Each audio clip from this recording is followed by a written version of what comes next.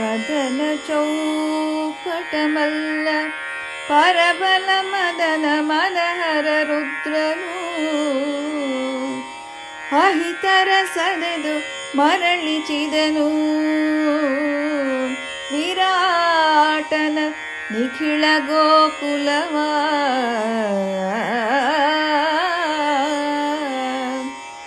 ಕದನ ಚೌಪಟಮಲ್ಲ ಪರಬಲ ಮದನ ಮದಹರ ರುದ್ರನು ಅಹಿತರ ಸದೆದು ಮರಳಿಚಿದನು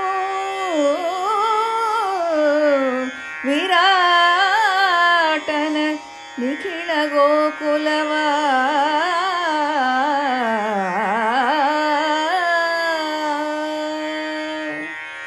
ನಾವು ಈಗ ವಿರಾಟ ಪರ್ವದ 7ನೇ ಸಂಧಿಗೆ ಬಂದಿದ್ದೇವೆ. ಇದರ ಸೂಚನಾ ಪದ್ಯ ಈ ರೀತಿ ಇದೆ. ಕದನ ಚೌಪಟ ಮಲ್ಲ ಪರಬಲ ಮದನ ಮದಹರ ರುದ್ರ ನಹಿತರ ಸದಯ ಮರಳಿಚಿದನು ವಿರಾಟನ ನಿಖಿಳ ಗೋಕುಲವ. ಅಂದ್ರೆ ಯುದ್ಧದಲ್ಲಿ ಚತುರಂಗ ಸೇನೆಯನ್ನ ಸೋಲಿಸಬಲ್ಲ ಮಲ್ಲ, ಶತ್ರು ಸೇನೆ ಅನ್ನೋ ಮನ್ಮಥ, ಅದರ ಮದವನ್ನು ಇಳಿಸುವ ಶಿವನಂತಹ ಅರ್ಜುನ. ಅಂದ್ರೆ ನೋಡಿ, ಇಲ್ಲಿಯ ಉಪಮೆಗಳನ್ನ ನೋಡಿ. ಶತ್ರು ಸೇನೆ ಅನ್ನೋದೇ ಮನ್ಮಥ, ಅದರ ಮದವನ್ನ ಇಳಿಸುವಂತಹವನು ಯಾರು? ಶಿವ. ಆ ಶಿವನನ್ನ ಹೋಲ್ತವನು ಯಾರು? ಅರ್ಜುನ. ಆ ಅರ್ಜುನ ಶತ್ರು ಸೇನೆಯನ್ನ ಸದೆ ಬಡಿದು ಗೋವುಗಳನ್ನೆಲ್ಲ ಬಿಡಿಸಿಕೊಂಡು ಬಂದ ಅನ್ನೋದು 7ನೇ ಸಂಧಿಯ ಸಾರಾಂಶ. ಈ ರಥದಲ್ಲಿ ಬಂದಿದ್ದು ಪಾರ್ಥ ಅನ್ನುವ ವಿಷಯ ಭೀಷ್ಮ ದ್ರೋಣರಿಗೆ ನೋಡಿದ ಕೂಡಲೇ ಗೊತ್ತಾಗ್ಬಿಟ್ಟಿದೆ. ಒಂದು ಕಡೆ ಭೂಮಿಯೇ ನಡುಗುವಂತೆ ಸದ್ದಾಗ್ತಾ ಇದೆ, ಇನ್ನೊಂದು ಕಡೆ ಧೂಮಕೇತುಗಳು ಕಾಣಿಸ್ತಾ ಇವೆ ಆಕಾಶದಲ್ಲಿ. ತಮ್ಮ ಡೇರೆಯಲ್ಲಿ ಇರುವಂತಹ ಧ್ವಜಗಳು ಮುರಿದು ಬೀಳ್ತಾ ಇವೆ, ಬಿರುಗಾಳಿ ಬೀಸ್ತಾ ಇವೆ. ಹೀಗೆ ಬರೀ ಕೆಟ್ಟ ಶಕನಗಳೇ ಆಗ್ತಾ ಇವೆ. ಇನ್ನೊಂದು ಕಡೆ ಅರ್ಜುನನ ರಥದಲ್ಲಿ ಸಾಕ್ಷಾತ್ ಹನುಮಂತನೇ ಧ್ವಜದಲ್ಲಿ ಕುಳಿತು ಗರ್ಜಿಸ್ತಾ ಇದ್ದಾನೆ. ಇದನ್ನೆಲ್ಲ ನೋಡಿ ಅವರು ಗೊತ್ತಾಗ್ಬಿಡುತ್ತೆ, ನಾವು ಇಲ್ಲಿ ಗೆಲ್ಲೋಕ್ಕೆ ಸಾಧ್ಯವಿಲ್ಲ ಅನ್ನೋ ಮಾತುಗಳನ್ನ ಆಡ್ತಾ ಇದ್ದಾರೆ ಭೀಷ್ಮ ದ್ರೋಣರು. ಆಗ ಕರ್ಣ ಅದನ್ನು ಕೇಳಿಸ್ಕೊಂಡು ಅವರಿಬ್ಬರನ್ನ ದೂಷಿಸ್ತಾನೆ. ಏನಿದ್ರು ನಿಮಗೆ ನಮ್ಮ ಒಡೆಯ ಕೌರವೇಶ್ವರನ ಮೇಲೆ ಭಕ್ತಿ ಇಲ್ಲ, ಪ್ರೀತಿ ಇಲ್ಲ, ನಿಮಗೆ ಆ ಪಾಂಡವರ ಮೇಲೆ ಪ್ರೀತಿ ಅಷ್ಟೇ ಅಂತ ಹೇಳಿ ಅವ್ರನ್ನ ನಿಂದಿಸ್ತಾನೆ. ಏನಿದ್ರು ನಾನು ಹೋಗಿ ಯುದ್ಧ ಮಾಡಿ ವಿಜಯವನ್ನ ತರ್ತೀನಿ ಅಂತ ಹೇಳ್ತಾನೆ. ಆಗ ಕೃಪಾ ದುರ್ಯೋಧನನಿಗೆ ಹೇಳ್ತಾನೆ, ಈ ಕರ್ಣನನ್ನ ನಂಬಬೇಡ, ಅರ್ಜುನನನ್ನ ಗೆಲ್ಲೋದಕ್ಕೆ ನನಗೂ ನಿನಗೂ ಯಾರಿಗೂ ಸಾಧ್ಯವಿಲ್ಲ ಅನ್ನೋ ವಿಷಯ ನಿನಗೂ ಗೊತ್ತು.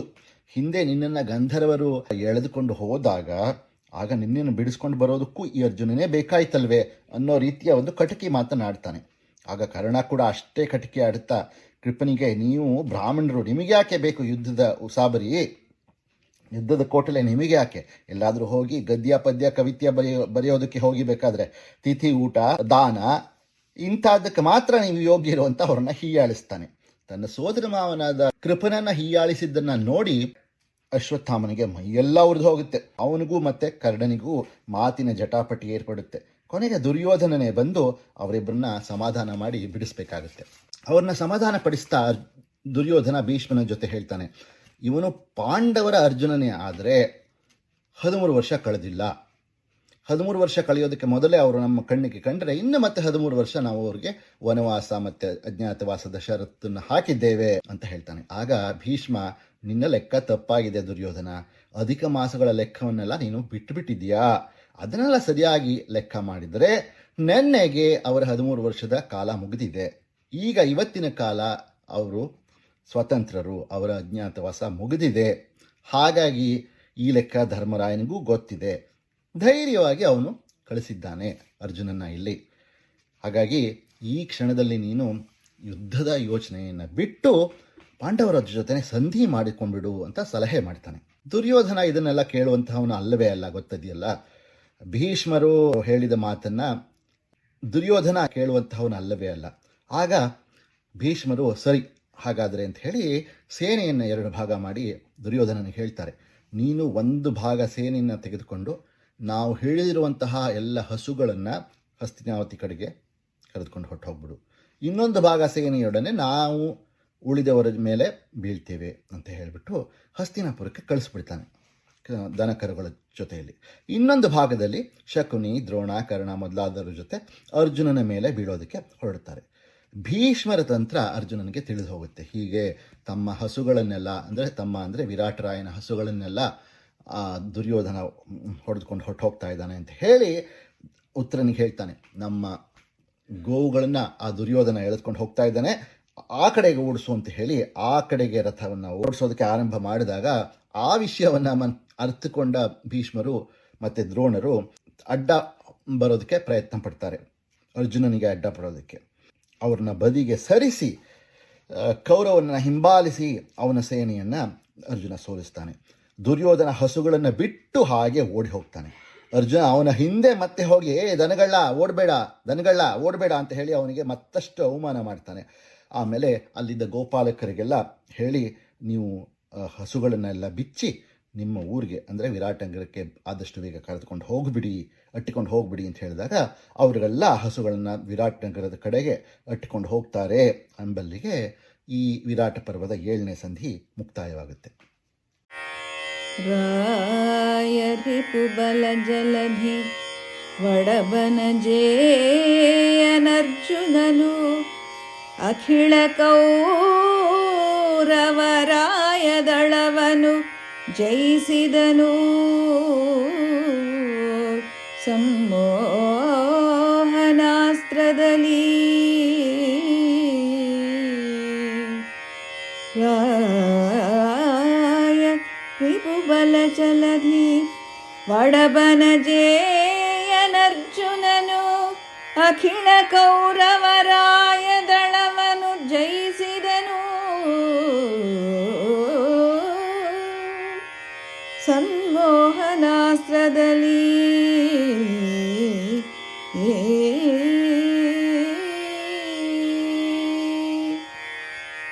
ಈಗ ನಾವು ವಿರಾಟ ಪರ್ವದ 8ನೆಯ ಸಂಧಿಗೆ ಬಂದಿದ್ದೇವೆ. ಇದರ ಸೂಚನಾ ಪದ್ಯ ಹೀಗಿತ್ತು: ರಾಯ ರಿಪು ಬಲ ಜಲಧಿ ಒಡಬನಜೇಯನರ್ಜುನ ನಖಿಲ ಕೌರವ ರಾಯ ದಳವನು ಜಯಿಸಿದನು ಸಂಮೋಹನಾಸ್ತ್ರದಲ್ಲಿ. ಅಂದರೆ ಶತ್ರುಗಳೆಂಬ ಸಮುದ್ರದ ಪಾಲಿಗೆ ಒಡವಾಗ್ನಿ ಅಂದರೆ ಎಲ್ಲವನ್ನ ಒಂದು ಒಳಗೊಳ್ಳುವಂತಹ ಒಂದು ಮಹಾ ಅಗ್ನಿಯಾಗಿದ್ದ ಅರ್ಜುನ ಸಂಮೋಹನಾಸ್ತ್ರ ಅನ್ನುವ ಅಸ್ತ್ರದಿಂದ ಎಲ್ಲ ಸೇನೆಯನ್ನು ಜಯಿಸಿದ ಅನ್ನೋದು ಇದರ ಸಾರಾಂಶ. ಅತ್ತ ಕಡೆ ಹಸುಗಳು ವಿರಾಟನಗರಕ್ಕೆ ಹಿಂದಿರುಗಿವೆ ಗೋಪಾಲಕರೊಡನೆ. ಶಕುನಿ, ದುಶ್ಯಾಸನ, ಜಯದ್ರಥ ಮೊದಲಾದವರೆಲ್ಲ ಅರ್ಜುನನ ಮೇಲೆ ಮುಗಿಬೀಳ್ತಾರೆ. ಇದನ್ನು ಕವಿ ಹಲವಾರು ಪದ್ಯಗಳಲ್ಲಿ ವರ್ಣಿಸ್ತಾನೆ. ಅರ್ಜುನನು ಅವರ ಬಾಣಗಳಿಗೆ ತಕ್ಕ ಉತ್ತರವನ್ನು ಕೊಡ್ತಾನೆ. ಸಾವಿರಾರು ಯೋಧರು, ಲಕ್ಷಾಂತರ ಯೋಧರು ಸತ್ತು ಹೋಗ್ತಾರೆ ಅಂತ ಹೇಳಿ ಕವಿ ಇಲ್ಲಿ ವರ್ಣಿಸ್ತಾನೆ. ಭೀಷ್ಮ ದ್ರೋಣರ ಕವಚ ಹರಿತಂತೆ, ಅಶ್ವತ್ಥಾಮ ಮೂರ್ಛೆ ಹೋದಂತೆ ಕರ್ಣನಿಗೂ ಗಾಯವಾಗಿದೆ. ಆಮೇಲೆ ಎಚ್ಚೆತ್ತ ಅಶ್ವತ್ಥಾಮ ಕರ್ಣ ಬಿದ್ದಿರೋದನ್ನು ನೋಡಿ ಅವನನ್ನು ಲೇವಡಿ ಮಾಡ್ತಾನೆ. ಕೋಪದಿಂದ ಕರ್ಣ ಮತ್ತೆ ಅರ್ಜುನನ ಮೇಲೆ ಏರಿ ಹೋಗ್ತಾನೆ. ಭೀಕರ ಕದನ ಆಗುತ್ತೆ. ಇಬ್ಬರು ಭಯಂಕರವಾಗಿ ಯುದ್ಧ ಮಾಡ್ತಾರೆ. ಕೊನೆಗೆ ಕರ್ಣ ಇನ್ನೊಂದು ಬಾರಿ ಸೋತು ಹಿಂದಿರುಗ್ತಾನೆ. ನಂತರ ದ್ರೋಣ ಅರ್ಜುನನ ಜೊತೆ ಯುದ್ಧ ಮಾಡಿ ಸೋತು ಹಿಂದಿರುಗ್ತಾನೆ. ಆತನನ್ನ ಕರ್ಣ ಲೇವಡಿ ಮಾಡ್ತಾನೆ. ಹೀಗೆ ಒಬ್ಬರು ಕಾಲೆಳೆಯೋದ್ರಲ್ಲೇ ಸಮಯ ವ್ಯರ್ಥ ಮಾಡ್ತಾ ಇದ್ದಾರೆ ಅಂತ ಕಾಣುತ್ತೆ. ಅದನ್ನ ತಿಳಿದ ಅಶ್ವತ್ಥಾಮ ಹೋಗಿ ಅರ್ಜುನನ್ನ ಎದುರಿಸ್ತಾನೆ. ಎಷ್ಟು ಸಮಬಲವಾಗಿ ಯುದ್ಧ ಮಾಡಿದರೂ ಕೂಡ ಅಶ್ವತ್ಥಾಮನ ಬಾಣಗಳೇ ಕೊನೆಗೆ ಮುಗಿದು ಹೋಗುತ್ತೆ. ಅವನು ಹಿಮ್ಮೆಟ್ಟಬೇಕಾಗುತ್ತೆ. ನಂತರ ಕೃಪಾ ಮತ್ತೆ ಭೀಷ್ಮರ ಜೊತೆ ಅರ್ಜುನ ಕಾದಾಡಿ ಹಿಮ್ಮೆಟ್ಟಿಸ್ತಾನೆ. ಕೃಪಾ ಭೀಷ್ಮರೆಲ್ಲ ಸೋತ ಮೇಲೆ ಸೇನೆಯಲ್ಲಿ ಕೋಲಾಹಲ. ಇನ್ನು ಅರ್ಜುನನ ಜೊತೆ ಯುದ್ಧ ಮಾಡಲು ಯಾರೂ ಇಲ್ಲವಂತೆ ಅಂತ ಹಾಹಾಕಾರ ಆರಂಭವಾಗಿದೆ. ಆ ಹಾಹಾಕಾರ ಆರಂಭವಾದಾಗ ಈ ಮೊದಲು ಹಿಮ್ಮೆಟ್ಟಿದ್ದ ಕೌರವ ಮತ್ತೆ ಅರ್ಜುನನ ಮುಂದೆ ಬಂದು ನನ್ನ ಜೊತೆ ಯುದ್ಧ ಮಾಡು ಅಂತ ಬರ್ತಾನೆ. ಅರ್ಜುನ ಬಾಣಗಳಿಂದ ದುರ್ಯೋಧನನಿಗೆ ಬಹಳ ಗಾಯಗಳಾಗುತ್ತೆ. ಅವನ ಬಟ್ಟೆಗಳು ರಕ್ತದಿಂದ ನೆನೆಯುತ್ತವೆ. ಅವನು ಸಾರಥಿ ನನ್ನನ್ನು ಇಲ್ಲಿಂದ ಕರ್ಕೊಂಡು ಹೋಗುವಂತ ಸನ್ನೆ ಮಾಡ್ತಾನೆ. ಹಾಗಾಗಿ ಅವನು ರಣರಂಗದಿಂದ ನಿರ್ಗಮಿಸ್ತಾನೆ. ಅಷ್ಟು ಹೊತ್ತಿಗೆ ಈ ಮೊದಲು ರಂಗದಿಂದ ಸೋತು ಹಿಮ್ಮೆಟ್ಟಿ ಹೋಗಿದ್ದಂತಹ ಜಯದ್ರಥ, ಶಕುನಿ, ಕರ್ಣ ಮೊದಲಾದವರು ಮತ್ತೆ ಬರ್ತಾರೆ. ದುಶ್ಯಾಸನ ಇತ್ಯಾದಿಗಳು ಸ್ವಲ್ಪ ಸುಧಾರಿಸಿಕೊಂಡಿರ್ತಾರೋ ಏನೋ ಮತ್ತೆ ಬಂದು ಅರ್ಜುನನ ಮೇಲೆ ಎರಗ್ತಾರೆ. ಈಗ ಅರ್ಜುನ ಸಂಮೋಹನಾಸ್ತ್ರ ಅನ್ನುವ ಅಸ್ತ್ರವನ್ನು ಪ್ರಯೋಗಿಸ್ತಾನೆ. ಈ ಸಂಮೋಹನಾಸ್ತ್ರದಿಂದ ಎಲ್ಲರಿಗೂ ಒಂದು ರೀತಿ ನಿದ್ದೆ ಬರುವಂತಾಗಿ ಇಡೀ ಸೇನೆ ಅಲ್ಲೇ ಬಿದ್ದು ನಿದ್ದೆ ಮಾಡೋದಕ್ಕೆ ಆರಂಭ ಮಾಡಿಬಿಡುತ್ತೆ. ಸೈನಿಕರೆಲ್ಲ ನಿದ್ದೆ ಹೋಗಿ ಗೊರ್ಕೆ ಹೊಡಿತಿದ್ದಾರೆ ಅಂತ ಹೇಳಿ ಹಾಸ್ಯವಾಗಿ ವರ್ಣನೆ ಮಾಡ್ತಾನೆ ಕುಮಾರವ್ಯಾಸ. ಆಗ ಅರ್ಜುನ ನಿದ್ದೆ ಹೋಗಿದ್ದ ಭೀಷ್ಮ ದ್ರೋಣರ ಬಳಿ ಹೋಗಿ ಅವರ ಕಾಲಿಗೆ ನಮಸ್ಕಾರ ಮಾಡಿ ಬರ್ತಾನೆ. ಮತ್ತೆ ಉತ್ತರನಿಗೆ ಹೇಳ್ತಾನೆ, ದುರ್ಯೋಧನ, ಕರ್ಣ ಮೊದಲಾದವರ ವಸ್ತ್ರ ಆಭರಣಗಳನ್ನೆಲ್ಲ ತೆಗೆದುಕೊಂಡು ಒಂದು ರೀತಿ ಸಾವಿನೀರ್ಸ್ ಅನ್ನೋ ರೀತಿ ತೆಗೆದುಕೊಂಡು ಹೋಗೋಣ, ಪಾರಿತೋಷಿಕದ ರೀತಿ ಊರಿಗೆ ಅಂತ ಹೇಳಿ ಸಲಹೆ ಮಾಡ್ತಾನೆ. ಉತ್ತರ, ಹೌದು, ಇದನ್ನೆಲ್ಲ ನಾನು ನನ್ನ ತಂಗಿಗೆ ಕೊಡ್ತೀನಿ ಅಂತ ಹೇಳಿ ವೈರಿ ಪಡೆಯವರ ವಸ್ತ್ರಾಭರಣಗಳನ್ನೆಲ್ಲ ಒಂದಷ್ಟು ಕಿತ್ಕೊಂಡು ತಗೊಂಡ್ಬರ್ತಾನೆ ತನ್ನ ರಥಕ್ಕೆ. ನಂತರ ಮರಳಿ ಊರಿನ ಕಡೆ ಹೋಗುವಾಗ ಮೊದಲು ಎಲ್ಲಿ ಯಾವ ಬನ್ನಿ ಮರದಲ್ಲಿ ಆಯುಧಗಳನ್ನು ಇಟ್ಟಿದ್ರೋ ಅಲ್ಲಿ ಅರ್ಜುನನು ಮತ್ತೆ ತನ್ನ ಆಯುಧಗಳನ್ನೆಲ್ಲ ಕಟ್ಟಿ ಇಡ್ತಾರೆ. ನಂತರ ಉತ್ತರನ ಜೊತೆ ವಿರಾಟ್ ನಗರಕ್ಕೆ ಮರಳುತ್ತಾರೆ ಅನ್ನೋದರಲ್ಲಿ ಈ 8ನೇ ಸಂಧಿ ಮುಕ್ತಾಯವಾಗುತ್ತೆ. ರಾಯ ಕೌರವ ಸೈನ್ಯ ಕದಳಿ ವಾಯು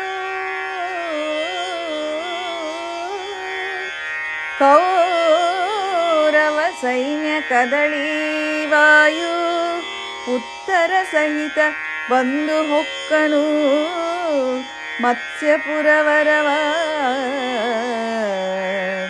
ಉತ್ತರ ಸಹಿತ ನಿಜಪರ ರಾಯನಂದನ ಕೌರವ ಸೈನ್ಯ ಕದಳಿ ವಾಯು ಬಂದು ಹೊಕ್ಕನು ಮತ್ಸ್ಯಪುರವರವ.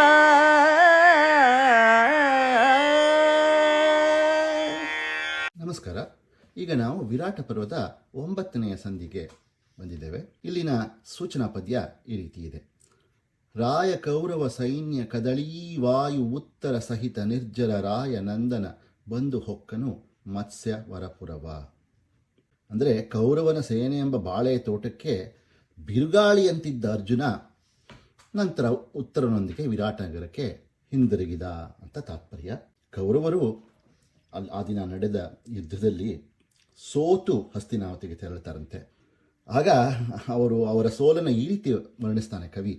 ಮೇಲು ಮುಸುಕಿನ ಮೊಗದ ವಾದ್ಯದ ಮೇಳ ಮೋನದ ಲಖಿಳ ನೃಪರು ನಿಜಾಲಯಂಗಳ ಬಂದು ಹೊಕ್ಕರು ಹೊತ್ತ ದುಗುಡದಲ್ಲಿ ಅವರು ಗಜಪುರಕ್ಕೆ ಅಂದರೆ ಹಸ್ತಿನಾವತಿಗೆ ಹೋಗ್ತಾರಂತೆ. ಅವರು ಗೆದ್ದು ಹೋಗಿದ್ರೆ ಮಂಗಳ ವಾದ್ಯಗಳ ಸದ್ದು ಕೇಳಿಸ್ಕೊಂಡು ಅದರ ಜೊತೆ ಹೋಗ್ತಾ ಇದ್ರು. ಆದರೆ ಸೋತಿದ್ರಿಂದ ಯಾವ ವಾದ್ಯಗಳ ಮೇಲಿದ್ದ ಮುಸುಕು ಕೂಡ ತೆಗೀಲೇ ಇಲ್ಲ ಅಂತ ಹೇಳಿ ಕವಿ ಇಲ್ಲಿ ವರ್ಣಿಸ್ತಾ ಇದ್ದಾನೆ. ಇತ್ತ ಕಡೆ ಫಲ್ಗುಣ ಅಂದರೆ ಬೃಹನ್ನಳೆಯ ಆಗಿದ್ದ ಅರ್ಜುನ ತನ್ನ ಆಯುಧಗಳನ್ನು ಮತ್ತೆ ಅವರು ಆ ಮೊದಲು ಕಟ್ಟಿದ್ದ ಬನ್ನಿ ಮರಕ್ಕೆ ಕಟ್ಟಿ ಆಮೇಲೆ ಸಾರಥಿಯ ರೂಪದಲ್ಲಿ ಉತ್ತರನ ಜೊತೆಗೆ ಕುಳಿತು ಹೊರಡ್ತಾನೆ. ಅರ್ಜುನ ಉತ್ತರನಿಗೆ ಹೇಳ್ತಾನೆ, ಊರಿಗೆ ಹೋದ ನಂತರ ನೀನು ನನ್ನ ವಿಷಯವನ್ನು ಹೇಳಬೇಡ, ದಯವಿಟ್ಟು ನೀನೇ ಯುದ್ಧವನ್ನು ಗೆದ್ದಿದ್ದೇನೆ ಅಂತ ಹೇಳಿ ನಿನ್ನ ಆಸ್ಥಾನದಲ್ಲಿ ಹೇಳಬೇಕು ಅಂತ ಕೇಳ್ಕೊತಾನೆ. ಮತ್ತೆ ಉತ್ತರನ ದೂತರೆಲ್ಲ ಹೋಗಿ ವಿರಾಟನಿಗೆ ಶುಭವಾದ ಸಂದೇಶವನ್ನು ಕೊಡ್ತಾರೆ. ವಿರಾಟನಿಗಂತೂ ಬಹಳ ಅಪರಿಮಿತವಾದ ಆನಂದ ಆಗುತ್ತೆ. ತನ್ನ ಮಗನನ್ನು ಸ್ವಾಗತಿಸೋದಕ್ಕೆ ಅರಮನೆಯ ಹೆಂಗೆಳೆಯರೆಲ್ಲ ಸುಮಂಗಲಿಯರೆಲ್ಲ ಆರತಿ ಮೊದಲಾದ ಮಂಗಳ ಸಾಮಗ್ರಿಗಳನ್ನು ತೆಗೆದುಕೊಂಡು ಹೊರಡ್ತಾರೆ.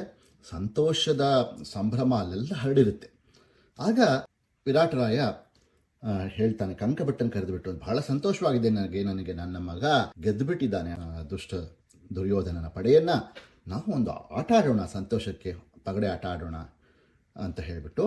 ಆಗ ಕಂಕಭಟ್ಟ, ಪಗಡೆ ಆಡಿ ಹಾಳಾಗಲಿಲ್ವೇ ಪಾಂಡವರು, ಯಾಕೆ ಬೇಕು ಈಗ ಇಂಥ ಸಂದರ್ಭದಲ್ಲಿ ಶುಭ ಸಂದರ್ಭದಲ್ಲಿ ಇಂದಾಗ, ನಾವೇನು ಇಲ್ಲಿ ಒಂದು ಪಣವನ್ನು ಇಟ್ಟು ಆಡೋದು ಬೇಡ, ಸುಮ್ಮನೆ ಸಂತೋಷಕ್ಕೆ ಅವನು ಮಗ ಬರೋ ತನಕ ಆಡ್ತಾ ಇರೋಣ ಅಂತ ಹೇಳಿ ಆಟ ಆಡ್ತಾ ಇರ್ತಾರೆ. ಅಂಥ ಸಂದರ್ಭದಲ್ಲಿ ಮಾತಿಗೆ ಮಾತು ಬಂದಾಗ ಕಂಕಭಟ್ಟ ಅಂದರೆ ಯುಧಿಷ್ಠಿರ ಅಂಥ ವಿಶ್ವವಿಖ್ಯಾತವಾದ ಸಾರಥಿ ಬೃಹನ್ನಳೆ ಇದ್ದಾಗ ಉತ್ತರ ಗೆದ್ದಿದ್ದರಲ್ಲಿ ಏನೂ ಆಶ್ಚರ್ಯವಿಲ್ಲ ಅಂತ ಹೇಳ್ಬಿಡ್ತಾರೆ. ವಿರಾಟನಿಗೆ ವಿಪರೀತ ಕೋಪ ಬಂದುಬಿಡುತ್ತೆ. ಯಾಕಂದರೆ ತನ್ನ ಮಗನನ್ನು ಹೀಯಾಳಿಸುವಂತೆ ಮಗನ ಸಾರಥಿಯಿಂದ ಅವನಿಗೆ ಗೆಲುವು ಬಂದಿದೆ ಅನ್ನೋ ರೀತಿಯಲ್ಲಿ ಮಾತಾಡ್ತಾ ಇರೋದ್ರಿಂದ ಕೇಳಿ ಬಹಳ ಕೋಪ ಬಂದು ಕೋಪದಲ್ಲಿ ಆ ಚಿನ್ನದ ಪಗಡೆಕಾಯಿನ ಎತ್ತಿ ಬೀಸ್ತಾನೆ. ಧರ್ಮರಾಯನ ಹಣೆ ಒಡೆದು ರಕ್ತ ಧಾರಾಕಾರವಾಗಿ ಸುರಿಯುತ್ತೆ. ಆ ಕಂಕಭಟ್ಟ ಧರ್ಮರಾಯ ಬೊಗಸೆಯಲ್ಲಿ ಆ ರಕ್ತವನ್ನು ನೆಲದ ಮೇಲೆ ಬೀಳದೇ ಇರೋ ಹಾಗೆ ಹಿಡ್ಕೊಂಡು ಒಂದು ಓರೆ ನೋಟದಲ್ಲಿ ಅಲ್ಲೇ ದೂರದಲ್ಲಿ ಇದ್ದ ಸೈರಂಧ್ರಿಯನ್ನು ನೋಡ್ತಾನೆ. ಸೈರಂಧ್ರಿ ಓಡಿ ಬಂದು ಆ ರಕ್ತ ಒಂದು ಹನಿಯು ನೆಲಕ್ಕೆ ಬೀಳದಂತೆ ತನ್ನ ಸೆರಗಿನಲ್ಲಿ ಒರೆಸಿಬಿಡ್ತಾಳೆ. ವಿರಾಟರಾಜನಿಗೆ ಆಶ್ಚರ್ಯವೋ ಆಶ್ಚರ್ಯ.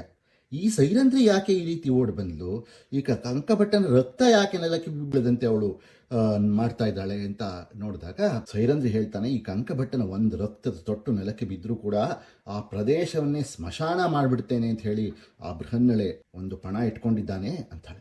ವಿರಾಟರಾಜನಿಗೆ ಆಶ್ಚರ್ಯ ಆಗುತ್ತೆ, ಇದೇನು ಬೃಹನ್ನಳೆಗೂ ಇದಕ್ಕೂ ಏನು ಸಂಬಂಧ ಅಂತ ಯೋಚಿಸೋ ಅಷ್ಟೊತ್ತಿಗೆ ಇನ್ನು ಪ್ರಶ್ನೆಗಳನ್ನು ಕೇಳುವುದಕ್ಕೆ ಮೊದಲೇನೆ ಉತ್ತರನ ಆಗಮನ ಆಗಿಬಿಡುತ್ತೆ. ಎಲ್ಲ ಸ್ವಾಗತಗಳೆಲ್ಲ ನಡೆಯುತ್ತೆ. ಆ ಸ್ವಾಗತಗಳೆಲ್ಲ ನಡೆದರೂ ಕೂಡ ಉತ್ತರನ ಮುಖ ಮಾತ್ರ ಯಾಕೋ ಕುಂದಿರುತ್ತೆ ಅನ್ನೋದನ್ನ ವಿರಾಟ ಗಮನಿಸ್ತಾನೆ. ಎಲ್ಲರೂ ಅಲ್ಲಿಂದ ಹೋದ ನಂತರ ಅವನು ಮಗನನ್ನು ಕೇಳ್ತಾನೆ, ಯಾಕಪ್ಪ ಅಂಥ ದೊಡ್ಡ ಯುದ್ಧವನ್ನು ಗೆದ್ದು ಬಂದಿದ್ದೀಯಾ, ಆದರೆ ಮುಖ ಕಳೆಗುಂದಿದೆಯಲ್ಲ ಅಂತ. ಆಗ ಆ ಉತ್ತರ ಕುಮಾರ ಹೇಳ್ತಾನೆ, ಗೌರವಕ್ಕೆ ನಾನು ಯೋಗ್ಯನಲ್ಲ, ಖಂಡಿತ, ನಾನೇನು ಮಹಾ ಗೆದ್ದೆ ಅಂತಾನೆ. ಆಗ ವಿರಾಟ, ಅಯ್ಯೋ ನಿನ್ನ ವಿನಯ, ಇದು ವಿನಯದ ಮಾತು, ನೀನು ಭೀಷ್ಮ ದ್ರೋಣಾದಿಗಳನ್ನು ನೀನು ಗೆದ್ದಿದ್ದೀಯಾ ಅಂತ ಹೇಳಿದಾಗ ಉತ್ತರ ಹೇಳ್ತಾನೆ, ನಾನು ನಿಜವಾಗ್ಲೂ ಗೆದ್ದಿಲ್ಲ, ಗೆದ್ದವನಿಗೆ ನಾನು ಸಾರಥಿಯಾಗಿದ್ದೆ, ನಾಳೆ ತೋರಿಸ್ತೀನಿ ನಾನು ಅದು ಯಾರು ಗೆದ್ದರು ಅಂತ ಹೇಳಿಬಿಟ್ಟು, ಇವತ್ತು ನಾನು ಇನ್ನೇನು ಕೇಳಬೇಡಿ ಅಂತ ಹೇಳಿ ತನ್ನ ಕೋಣೆಗೆ, ತನ್ನ ಅರಮನೆಗೆ ಹೊರಟು ಬಿಡ್ತಾನೆ. ಇತ್ತ ಪಾಂಡವರೆಲ್ಲ ಮತ್ತೆ ಒಬ್ಬರನ್ನೊಬ್ಬರು ಭೇಟಿಯಾಗ್ತಾರೆ. ಇನ್ನು ತಮ್ಮ ಅಜ್ಞಾತವಾಸದ ಅವಧಿ ಮುಗಿದಿದೆ, ಇನ್ನು ನಾಳೆ ತಮ್ಮ ನಿಜ ರೂಪವನ್ನು ಧರಿಸುವಂಥ ಕಾಲ ಬಂದಿದೆ. ಅದಕ್ಕೋಸ್ಕರ ಭೇಟಿಯಾದಾಗ ಯುಧಿಷ್ಠಿರನ ಹಣೆ ಮೇಲೆ ಗಾಯವನ್ನು ನೋಡಿ ಭೀಮ ಮತ್ತು ಅರ್ಜುನ ಇಬ್ಬರಿಗೂ ಬಹಳ ಕೋಪ ಆಗ್ತದೆ. ಆಗ ಧರ್ಮರಾಜ ಅವ್ರನ್ನ ಸಮಾಧಾನ ಮಾಡ್ತಾನೆ. ಈ ವಿರಾಟ್ ರಾಯನ ಈ ರೀತಿ ಹೊಡೆದಿದ್ದಾನೇನೋ ತಿಳಿದು ಅವನನ್ನು ಕೊಂದು ಬಿಡಬೇಕು ಅಂತ ಹೊರಟಾಗ ಧರ್ಮರಾಯ ಹೇಳ್ತಾನೆ, ಅವರು ನಮಗೆ 1 ವರ್ಷ ನಮಗೆ ಸಲಹಿದ್ದಾರೆ, ಅವ್ರಿಗೆ ನಾವು ಶಿಕ್ಷೆ ಕೊಡೋದು ಬೇಡ, ಆದರೆ ನಾಳೆ ಮತ್ತೆ ಆ ಸ್ಥಾನಕ್ಕೆ ಹೋಗಿ ನಾವು ಅಲ್ಲಿ ಸಿಂಹಾಸನವನ್ನು ಹತ್ತಿ ಕೂತ್ ಬಿಡೋಣ, ಅವನು ಅದನ್ನು ನೋಡಿಬಿಟ್ಟು ಅವನ ರೀತಿ, ಅವನ ನಡವಳಿಕೆ ಹೇಗಿರುತ್ತೆ ನೋಡಿ ನಂತರ ನಮ್ಮ ನಡೆ ಹೇಗಿರಬೇಕು ಅಂತ ನಿರ್ಧರಿಸೋಣ ಅಂತ ಹೇಳಿಬಿಟ್ಟು ಒಬ್ಬರನ್ನೊಬ್ಬರನ್ನ ಬೀಳ್ಕೊಡ್ತಾರೆ ರಾತ್ರಿಗೆ. ಅಲ್ಲಿಗೆ ಈ ಸಂಧಿ ಮುಕ್ತಾಯವಾಗುತ್ತೆ. ಪಾಂಡವನೀವ ಭಕ್ತನಿಕಾಯ ಲಂಪಟನು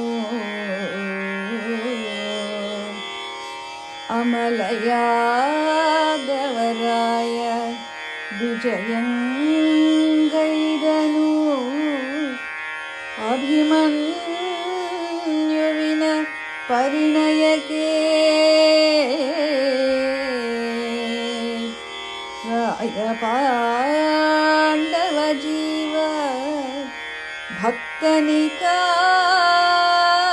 ಲಂಪಟನು ಅಮಲಯಾದವರಾಯ ವಿಜಯಂಗೈದನು ಅಭಿಮನ್ಯುವಿನ ಪರಿಣಯಕ್ಕೆ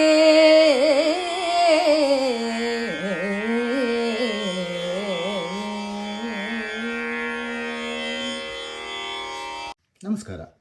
ಇದು ವಿರಾಟ ಪರ್ವದ 10ನೆಯ ಸಂಧಿ. ಸೂಚನಾ ಪದ್ಯ ಈ ರೀತಿ ಇದೆ. ರಾಯ ಪಾಂಡವ ಜೀವ ಭಕ್ತ ನಿಕಾಯ ಲಂಪಟ ನಮಲ ಯಾದವ ರಾಯ ವಿಜಯಂಗೈದನ ಅಭಿಮನ್ಯುವಿನ ಪರಿಣಯಕ್ಕೆ. ಅಂದರೆ ಪಾಂಡವರಿಗೆ ಜೀವನಾದಂಥ ಆ ಭಕ್ತರ ಸಮೂಹವನ್ನು ಯಾವತ್ತೂ ಬಿಡದಂತಹ, ಕೈ ಬಿಡದಂತಹ ಯಾದವರಾಯ ಕೃಷ್ಣ ಅಭಿಮನ್ಯುವಿನ ಪರಿಣಯಕ್ಕೆ ಬಂದ. ಅದು ಈ ಸಂಧಿಯ ಕಥೆ. ಹೇಗಾಯಿತು ಅಭಿಮನ್ಯುವಿನ ಪರಿಣಯ, ಯಾರ ಜೊತೆ ಆಯಿತು ಅನ್ನೋದನ್ನು ಸ್ವಲ್ಪ ನೋಡೋಣ. ಇವತ್ತು ಅಜ್ಞಾತವಾಸದ 1 ವರ್ಷ ಮುಗಿದಿದೆ. ಯುಧಿಷ್ಠಿರ ಮತ್ತು ತಮ್ಮಂದಿರು ದ್ರೌಪದಿ ಸಹಿತ ಅರಮನೆಗೆ ಹೊರಟು ಹೋಗ್ತಾರೆ. ಬೆಳಗ್ಗೆ ಎದ್ದ ಕೂಡಲೇ ಎಲ್ಲರಿಗಿಂತ ಮೊದಲು ಹೋಗಿ ಯುಧಿಷ್ಠಿರ ವಿರಾಟನ ಒಂದು ಸಿಂಹಾಸನದ ಮೇಲೆ ಕೊಳ್ಳಿರ್ತಾನೆ. ಅವನ ತಮ್ಮಂದಿರು ಅವನನ್ನು ಓಲೈಸುತ್ತಾ ಅಲ್ಲೇ ಇರ್ತಾರೆ. ನಂತರ ವಿರಾಟನು ತನ್ನ ಓಲಗಕ್ಕೆ ಬಂದರೆ ಅಲ್ಲಿ ಕುಳಿತಿದ್ದ ಇವರು ದೇವತೆಗಳಂತ ಕಾಣ್ತಾ ಇದ್ದಾರಲ್ಲ, ಯಾರಿರಬಹುದು ಅಂತ ಬಹಳ ಆಶ್ಚರ್ಯ ಆಗುತ್ತೆ. ಅಷ್ಟರಲ್ಲಿ ಅಲ್ಲಿಯ ಬಂದ ಉತ್ತರ ತನ್ನ ತಂದೆಗೆ ಎಲ್ಲವನ್ನ ವಿವರಿಸ್ತಾನೆ. ಹಿಂದಿನ ದಿವಸ ನಡೆದಿದ್ದು, ಯುದ್ಧವನ್ನು ಗೆದ್ದಿದ್ದು ಯಾರು, ಮತ್ತು ಇವರು 5 ಜನ ಯಾರು, ಇವರು ಪಾಂಡವರು, ಆಕೆ ಪಾಂಡವರ ಹೆಂಡತಿಯಾದ ದ್ರೌಪದಿ, ಎಲ್ಲ ವಿಷಯವನ್ನು ವಿವರವಾಗಿ ತಿಳಿಸ್ತಾನೆ. ಆಗ ವಿರಾಟರಾಯ ಬಹಳ ಒಳ್ಳೆಯದಾಗಿ ನಡ್ಕೋತಾನೆ. ಏನಾದರೂ ತಪ್ಪು ಮಾಡಿದರೆ ನನ್ನನ್ನು ಕ್ಷಮಿಸಿ ಅಂತ ಕೇಳ್ತಾನೆ. ಮತ್ತು ಈ ಸಂದರ್ಭದಲ್ಲಿ ತನ್ನ ಮಗಳಾದ ಉತ್ತರೆಯನ್ನು ಅರ್ಜುನನಿಗೆ ಕೊಟ್ಟು ಮದುವೆ ಮಾಡಬೇಕು ಅನ್ನುವ ಬಯಕೆ ತನ್ನಲ್ಲಿದೆ ಅಂತ ಕೇಳ್ಕೊತಾನೆ. ಆಗ ಅರ್ಜುನ ಹೇಳ್ತಾನೆ, ನಾನು 1 ವರ್ಷ ಅವಳಿಗೆ ಒಬ್ಬ ನೃತ್ಯಾಚಾರಿನಾಗಿ ಇದ್ದೇನೆ, ನನ್ನ ಮಗಳಂತೆ ಅವಳು, ಹಾಗಾಗಿ ನಾನು ಅವಳನ್ನ ಮದುವೆ ಆಗುವುದು ಸರ್ವಥಾ ಸರಿ ಇಲ್ಲ. ನಾನು ನನ್ನ ಮಗ ಅಭಿಮನ್ಯುವನ್ನು ಮತ್ತು ಉತ್ತರೆಯನ್ನು ಒಬ್ಬರನ್ನೊಬ್ಬರು ವಿವಾಹ ಆಗಬೇಕು ಅಂತ ಬಯಸ್ತೇನೆ ಅಂತ ಹೇಳ್ತಾನೆ. ಆಗ ವಿರಾಟ ಮತ್ತು ಸುದೇಶನ ಇಬ್ಬರಿಗೂ ಬಹಳ ಸಂತೋಷ ಆಗುತ್ತೆ. ಆ ಕೂಡಲೇ ಅಭಿಮನ್ಯು ಮತ್ತು ಅಭಿಮನ್ಯುವಿನ ಸೋದರ ಮಾವನಾದಂತಹ ಕೃಷ್ಣ ಮತ್ತು ಅವರ ಪರಿವಾರವನ್ನೆಲ್ಲ ಕರೆಯೋದಕ್ಕೆ ದ್ವಾರಕೆಗೆ ರಾಯಸವನ್ನು ಕಳಿಸ್ತಾರೆ. ಅಲ್ಲಿ ದೂತರ ಕೈಲಿ ಹೇಳಿ ಕೂಡ ಕಳಿಸಿರ್ತಾರೆ. ಅದರಲ್ಲಿ ಹೇಳಿರ್ತಾರೆ, ಮದುವೆ ಅನ್ನೋದು ನೆಪ ಮಾತ್ರ, ಆದರೆ ನಿಜವಾಗಲೂ ಕೃಷ್ಣನನ್ನು ನೋಡಬೇಕು ಅನ್ನೋ ಹಂಬಲ ನಮಗಿದೆ ಅಂತ ಹೇಳಿ ಪಾಂಡವರು ಹೇಳಿ ಕಳಿಸಿರ್ತಾರೆ. ಅಲ್ಲಿ ಹೋದಂತಹ ದೂತರು ಅಲ್ಲಿ ಆ ವಿಷಯಗಳನ್ನೆಲ್ಲ ಕೃಷ್ಣನಿಗೆ ತಿಳಿಸ್ತಾರೆ. ಇಲ್ಲಿ ಇತ್ತ ಕಡೆ ಈ ವಿರಾಟನಗರದ ತುಸು ಉತ್ತರ ಭಾಗಕ್ಕೆ ಒಂದು ಹೊಸ ಊರನ್ನೇ ಕಟ್ಟಿಬಿಡ್ತಾರೆ. ಅದು ಉಪಪ್ಲಾವ್ಯ ಅಂತ ಅದರ ಹೆಸರು. ಅದು ಈ ಮದುವೆ ನಡೆಯೋದಕ್ಕೋಸ್ಕರ, ನಂತರ ಯುದ್ಧವಾಗಬೇಕಾದ್ರೆ ಅಲ್ಲಿ ಅದಕ್ಕೆ ಮೊದಲು ಅವರುಗಳು ಪಾಂಡವರುಗಳು ಇರಬೇಕಾದಂತಹ ನೆಲೆಯಾಗಿ ಆ ಊರನ್ನು ಮಾಡ್ತಾರೆ. ಬಹಳ ಸುಂದರವಾದ ಊರಾಗಿ ಅದು ಕಲ್ಪಿತವಾಗುತ್ತೆ. ಅಷ್ಟೊತ್ತಿಗೆ ಅಲ್ಲಿಗೆ ದ್ರುಪದ ಕೂಡ ತನ್ನ ಸೇನೆಯೊಂದಿಗೆ ಬರ್ತಾನೆ. ಇತ್ತ ಕಡೆಯಿಂದ ಕೃಷ್ಣ ಮತ್ತು ಕೃಷ್ಣನ ಎಲ್ಲ ಮಿತ್ರರು, ಬಂಧು ಮಿತ್ರರು ಬರ್ತಾರೆ ಅಭಿಮನ್ಯುವಿನ ಜೊತೆಗೆ. ಬಂದ ಕೃಷ್ಣನನ್ನು ಊರೇ ಸ್ವಾಗತಿಸುತ್ತೆ. ಊರೆಲ್ಲ ಅಲಂಕಾರವಾಗಿದೆಯಂತೆ. ಬಂದವರಿಗೆಲ್ಲ ಒಂದು ಸುಸಜ್ಜಿತವಾಗಿ ಇರುವಂಥ ಆ ಊರನ್ನು, ಉಪಪ್ಲಾವ್ಯವನ್ನು ಮಾಡಲಾಗಿತ್ತು. ಒಂದು ಒಳ್ಳೆಯ ಸಂದರ್ಭದಲ್ಲಿ ಒಂದು ಒಳ್ಳೆಯ ಮುಹೂರ್ತವನ್ನು ನೋಡಿ ಅಭಿಮನ್ಯು ಮತ್ತು ಉತ್ತರೆಯ ಮದುವೆ ನಡೆಯುತ್ತೆ. ಬಂದ ಅತಿಥಿಗಳಿಗೆಲ್ಲ ಕೈ ತುಂಬ ಉಡುಗೊರೆಯಾಗಿ ಎಲ್ಲರನ್ನ ಬೀಳ್ಕೊಡ್ತಾರಂತೆ. ಮತ್ತು ರಾಣಿಯರೆಲ್ಲ ಸೇರಿ ಓಕುಳಿ ಆಟವನ್ನು ಆಡ್ತಾರೆ. ಅಷ್ಟೊತ್ತಿಗೆ ಊರಿನ ಸಂಭ್ರಮವೆಲ್ಲ ಮುಗಿದಿದೆ. ಇನ್ನು ಎಲ್ಲರೂ ಪಾಂಡವರೆಲ್ಲ ಸೇರಿಕೊಂಡು ಕೃಷ್ಣರಾಯನನ್ನು ಕೇಳ್ಕೊತಾರೆ, ನಮ್ಮ ಸತ್ಯವನ್ನು ನೀನೇ ಕಾಪಾಡಬೇಕು. ಅಭಿಮನ್ಯುವಿನ ಮದುವೆ ಅಂತೂ ವೈಭವದಿಂದ ನೆರವೇರಿದೆ, ಮತ್ತು ಕೃಷ್ಣರಾಯನ ಪಾದ ದರ್ಶನದಿಂದ ನಮ್ಮ ಅಭ್ಯುದಯ ಕೂಡ ಇಮ್ಮಡಿಸಿದೆ. ನಾವು ಸತ್ಯವನ್ನು ರಕ್ಷಿಸಿಕೊಂಡಿದ್ದೇವೆ. ಕೃಷ್ಣ, ನೀನೇ ನಮ್ಮನ್ನು ಇನ್ನು ಮುಂದೆ ಕಾಪಾಡಬೇಕು ಅಂತ ಹೇಳಿ ಕೇಳ್ಕೊತಾರೆ. ಇಲ್ಲಿಗೆ ಶ್ರೀಮತ್ ಕುಮಾರವ್ಯಾಸ ಯೋಗೀಂದ್ರ ವಿರಚಿತವಾದ ಕುಮಾರವ್ಯಾಸ ಭಾರತ ಅಥವಾ ಕರ್ನಾಟ ಭಾರತ ಕಥಾಮಂಜರಿ ಅನ್ನುವ ಈ ಪುಸ್ತಕದಲ್ಲಿ ವಿರಾಟ ಪರ್ವವು ಮುಕ್ತಾಯವಾಗುತ್ತೆ. ನಮಸ್ಕಾರ.